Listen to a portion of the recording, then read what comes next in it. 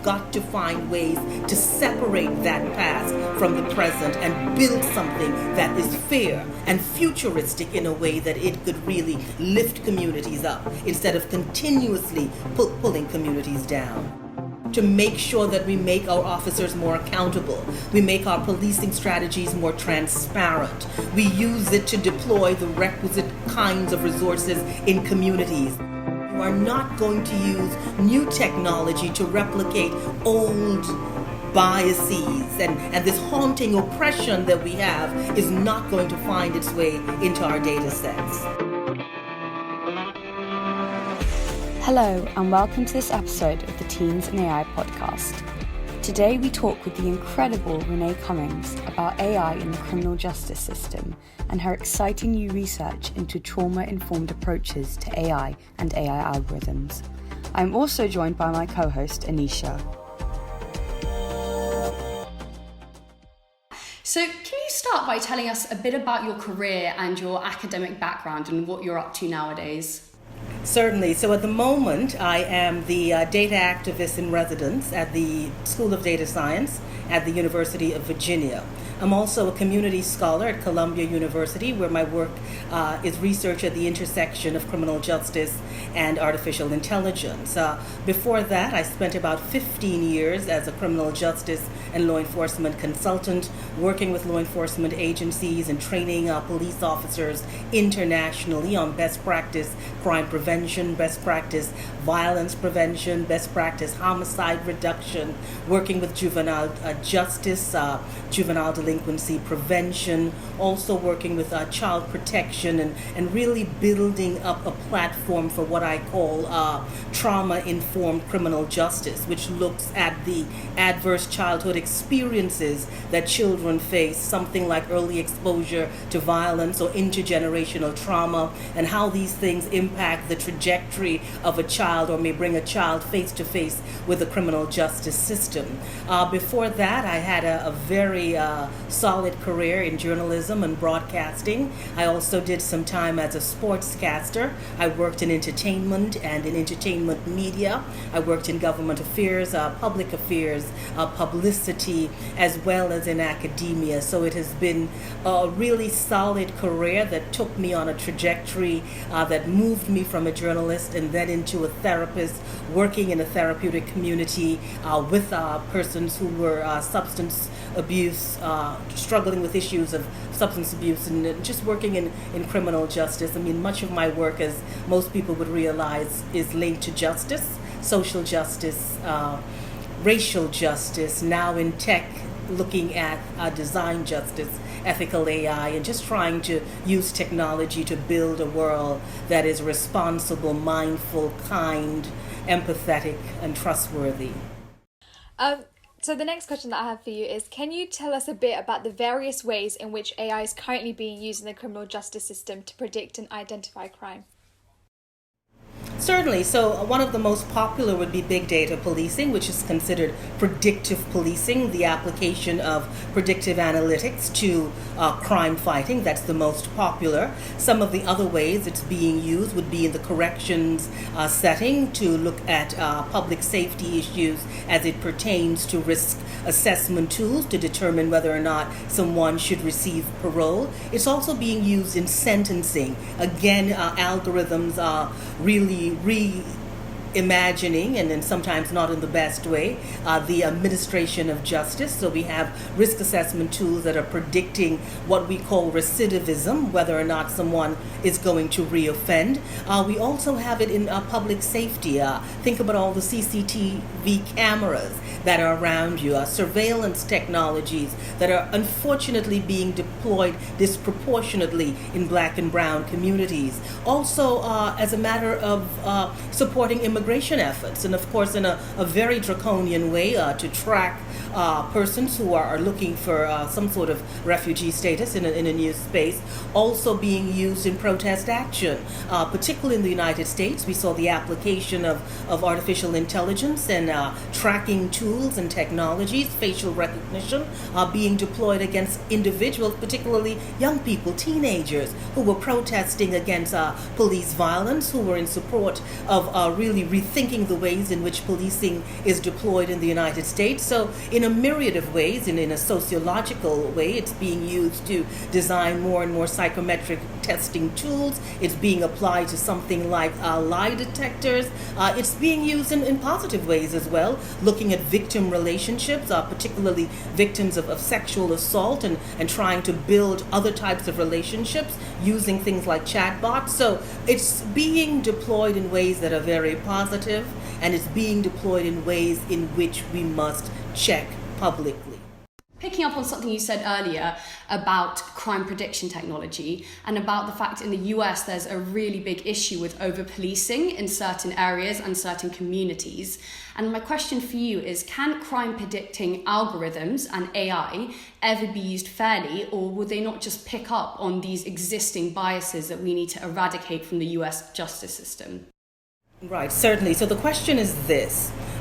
The algorithms can be applied, but they must be applied with checks and balances because of the fact that the data sets that are being used are really extremely biased. So you really can't separate the data sets from the history of bias and discrimination we have seen in the United States. So a perfect example would be this. When we look at the history of statistics in the United States, we know that in the early days of this country, black and brown people, in particular black people and black individuals, Africans who were mixed with white, were considered 3/5 of a man. There was something called the 3/5 clause in the United States. So a black or brown person was counted as 3/5, a white person was counted as 1. And then you had the situation where Native Americans were counted among the flora and fauna. So you counted plants and you counted Native Americans among plants. So if you look at that history, how could the numbers ever be correct? So you've got to think about how that history created bias and how that bias has played itself into the statistics. You've also got to look at the history of policing in the United States and how it's linked to the slave codes and the Fugitive Slave Acts. And it was initially seen as a way to bring back runaway slaves, those persons who felt that they wanted to run to their freedom or die running to their freedom instead of being enslaved. So when you calculate all of that, you see that color coding is something that's been happening a very long time in the United States. And when you look at the history of policing and the disproportionate ways in which policing has been deployed in black and brown communities, you would appreciate things like databases, gang databases that have 10-year-old black and brown boys listed as gang members could never be the kind of database you want to build an algorithm on. So what we have right now are algorithms that are really in need of some recalibration, which brings a trauma-informed approach to the way AI is being designed, and algorithms that must check for the socio-economic factors that are creating those criminogenic factors. So is it an algorithm that says that this person is criminal, or is it that they are living in a particular community where the chips are stacked up against them? So we've got to think about that, and that's one of the reasons why I speak about a trauma-informed approach to AI, and understanding we've got to find ways to separate that past from the present and build something that is fair and futuristic in a way that it could really lift communities up instead of continuously pulling communities down. Thank you so much. And actually, picking up on your point on data sets, I'm just wondering, because, we've already talked about how the criminal justice system and the resultant data that AI is trained on across the US is just basically so fundamentally racially biased and, problematic. I'm just wondering, with that trauma-enforced approach, would that allow us to perhaps use AI in an unbiased way in the criminal justice system? Well, the trauma-informed approach is something that's very new and something that I've now really started to think about and now starting to share. And I think it can, because I think if we could look at those data sets and we could look at those numbers, because you've got to ask yourself, when it comes to data collection inherently employs a level of power and privilege. Who designs the research question? Who collects the data? Who does the classification? Who does the annotation? What is lost in translation when we code human experience? And who is there to say that this statistic had an extraordinary amount of trauma in his or her life, or was exposed to violence, or came home to a situation where the family was not, because of something like digital redlining, able to acquire the requisite levels of wealth, or that family became the victim of a slumlord? Those things aren't coded. Or this child lost an opportunity to education because the mother and father both died from HIV or a drug overdose, and there was no other family members, and that's how he or she ended up, or they ended up, in the criminal justice system or the foster care system. So this is why I'm saying a trauma-informed approach gives us an understanding of what are the circumstances that have created this particular statistic. And if we were to do that and probably create the kinds of computational tags that lets the data come with an explainer or some sort of explanation or disclaimer to the use, we can change the dynamic. We can level the playing field, and we can realize that finally equality could become something that is equal for all. This research sounds so interesting. And can you give a specific example of a way that the trauma-informed approach can be used in technology and in algorithms? Well, definitely. It can be used. And I said this is all fresh and new, and you're the first person I'm really sharing with this. This is some research that I'm actually doing right now. And it really comes to the data collection process first, which means that your data collectors have got to be really schooled and their consciousness raised, and you bring that trauma-informed approach to them so they could understand things like criminogenic conditions and early childhood experiences and polyvictimization and the things that inform a particular individual's behavior at a particular time when you're collecting that data. It also looks at the communities in which the data is being collected, and it brings a clinical approach to the data. And then when the data is actually being used, just think for a particular moment, and the research that I'm doing now looks at how through data, we transfer intergenerational trauma into families. So what it's looking at, how can we move that trauma out of the data, so when you get the data, you will be using it in a more responsible way and a more fair way. So it comes for a particular kind of advocacy and evangelism and public education and public awareness to get our data scientists on board with this kind of thinking. So this is where I speak about stretching the moral imagination of the data science, of AI, to understand you are future-proofing, to understand you are not going to use new technology to replicate old biases, and this haunting oppression that we have is not going to find its way into our data sets. I'm also just wondering, because earlier on you talked about the benefits of using AI as well, how it does have its benefits in the criminal justice system. So I'm just wondering if you could just detail those benefits of how AI is just really useful and beneficial, I guess, to support the criminal justice system. Well, definitely. One of the greatest ways I think we could use AI is to bring more accountability and transparency to the justice system, because we're dealing with a lot of data, and there have been a lot of decisions made in technology over the last 400 years. Right? If we want to look at all the different types of decisions, we may have the data from maybe about 100 years or 50 years or 75 years. But the fact is, we can look at things like accountability and transparency in policing and use data to predict officers with a proclivity to violence. That's a great one, to make sure that we make our officers more accountable. We make our policing strategies more transparent. We use it to deploy the requisite kinds of resources in communities. We use it to help young people in the juvenile justice system by looking at early exposure to violence and the statistics for that and how that impacts the trajectory of a child's life. Use it to analyze things like early childhood experiences and adverse childhood experiences, and use it in a very creative way to train criminal justice practitioners using things like virtual reality technologies to train police officers in crisis situations, learning how to de-escalate, and really use it to enhance communities and do more things because of AI. You can do more town halls with communities. So if you are a police agency in a particular community and you've been gathering data on that community, use that data to build positive relationships. Use it to have a monthly town hall. Use it to interact with teenagers. Use it to engage teenagers in designing solutions and hackathons to come up with crime prevention programs to work for the communities. That's the great way in which we can use law enforcement as an experience between the people and the public.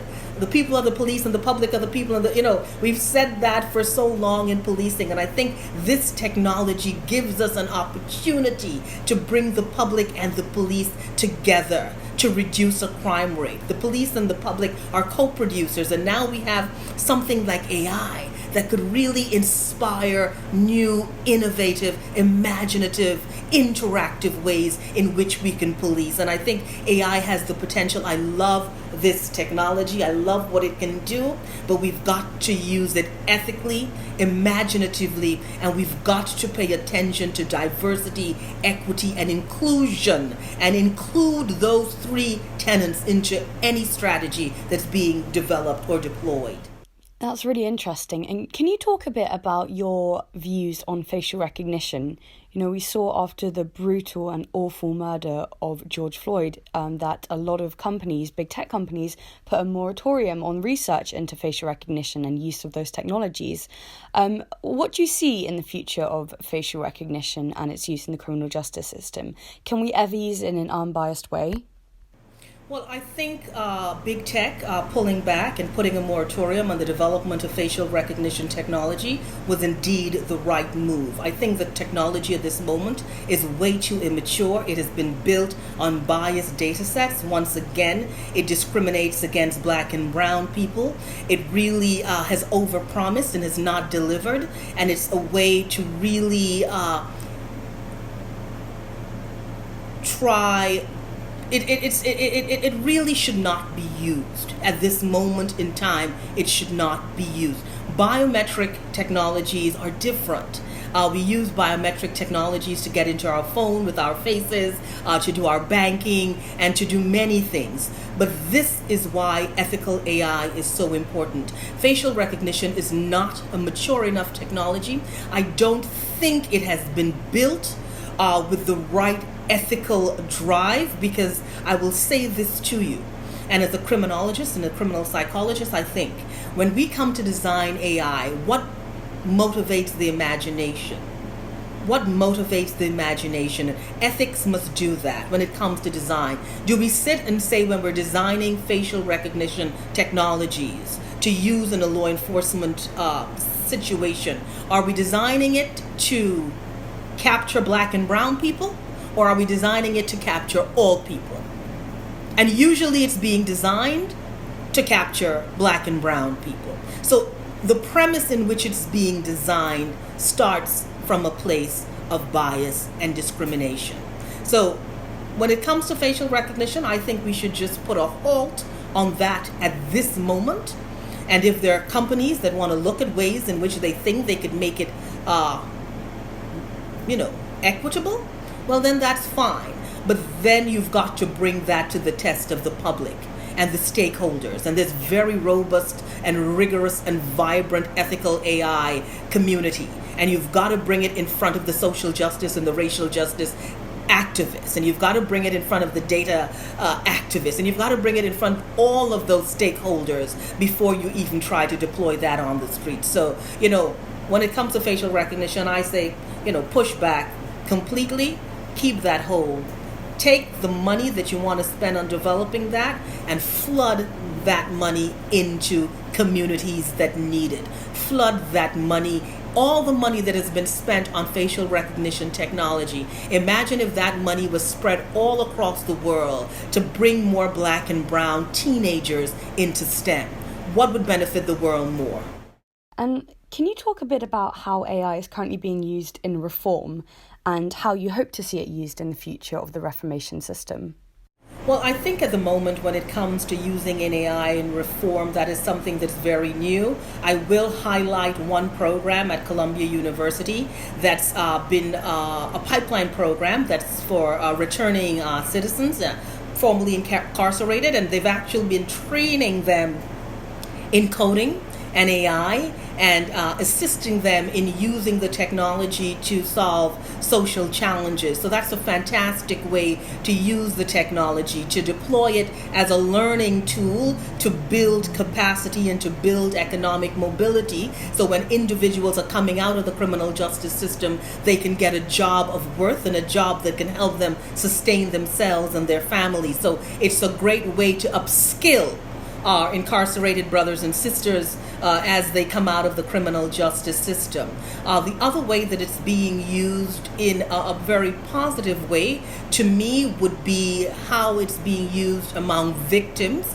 Because for a lot of victims, particularly of sexual violence, they are still in a place of extreme trauma, and they may not want to share those experiences with individuals just yet, or really to have those conversations. So using AI as a way that an individual who has been assaulted could have a conversation, share their experiences, that's very positive. It's being used positively when it comes to cybercrime and when it comes to catching predators and sexual predators and sex traffickers of children and of women and men and as well. So it's being used in those ways very, very positively to reduce crimes against children, to sort of bolster and support initiatives on university campuses that look at date rape and look at sexual assault on campuses. So those are some positive ways in which we've been seeing the technology being deployed. Thank you so much. That's just, again, so interesting. The next question we have for you is, I'm just wondering, do you think AI should ever be used in deciding sentences in parole? I'll tell you this, it can be used. I don't like the way it's being used now with these risk scores that are overestimating recidivism and really frustrating, because they're so opaque, frustrating things like due process. I'm against that. And I think we need to take a look at that again, and I think we need to really recalibrate, reposition, and rebuild those systems. I believe it can be used positively because AI has the ability to sift through an extraordinary amount of data in real time. And one of the things that it could be looked at is looking at all the past sentences and looking at how those sentences played out and looking at how they impacted individuals and whether or not those sentences were fair or whether or not they disproportionately impacted particular groups. We can look at that data, and then we can bring that data in front of criminologists and criminal psychologists and psychiatrists, psychologists, social workers, community members, citizen review boards, and really look at the data and analyze it. Because you've had situations where people have had to go to court and face off an algorithm in court to get parole.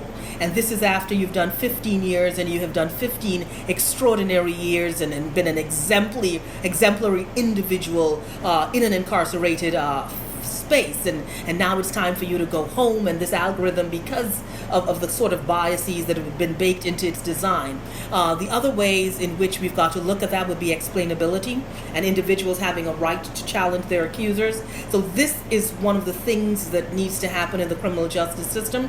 We have a lot of government agencies that are just buying algorithmic decision systems without the requisite level of knowledge and education. So we've got to educate members of the criminal justice system on tech, data, and AI, and we've got to ensure that whatever decision a computer makes, there is a body an advisory body, which is very important, that looks over this data, including members of the communities to make those kinds of decisions. So it has got to be collaborative intelligence. It has got to be collective intelligence, where we're bringing that human-centered approach with the technology and combining both of them to bring a decision that's responsible and a decision the community can trust.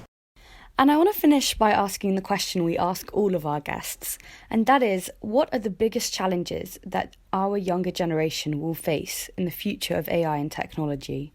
The world is counting on you. That's the challenge you're going to face. The world is counting on you. I have a 17-year-old daughter, and I know this is a big moment for young people in general. This is a big moment for your generation, and I know that you have everything in you to deliver on the promise that we are expecting. This generation are activists in their hearts. They are diverse. You are very inclusive.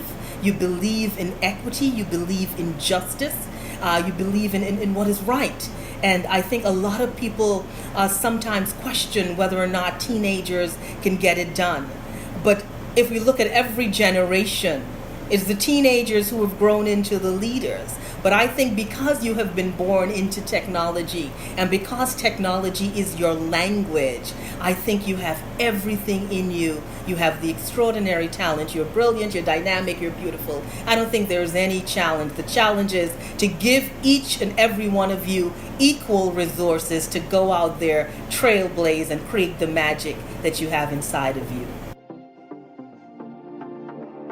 Thank you for listening to this week's episode of the Teens in AI podcast, and thank you again to Renée Cummings for her incredible insights. Join us next week as we talk to Susan Ettlinger,